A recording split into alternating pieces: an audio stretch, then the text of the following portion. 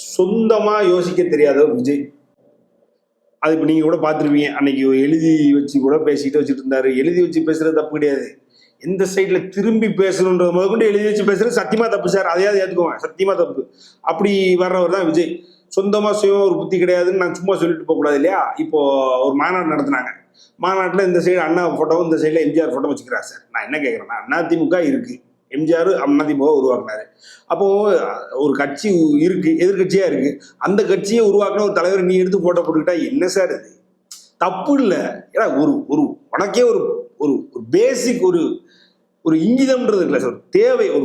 ஒரு புரிதல், ஒரு சின்ன அண்டர்ஸ்டாண்டிங், ஒரு பேசிக் அண்டர்ஸ்டாண்டிங் இல்லாமல் நீ என்ன உனக்கான ஒரு தலைவனை கூட நீ அடுத்த ஒரு கட்சி நீ போட்டியில் இருக்கும்போது உன் கூட போட்டியில் இருக்க கட்சியினுடைய தலைவனை எடுத்துக்கிட்டு நீ போட்டோ போட்டு வச்சுருந்தா எப்படி? நீங்க கம்ப்யூட்டர்ல கொடுத்தா எல்லாம் பிரிண்ட் ஆகுன்றதால உங்க இஷ்டத்துக்கு எல்லாத்தையும் பிரிண்ட் பண்ணி போட்டுட்டு எப்படி?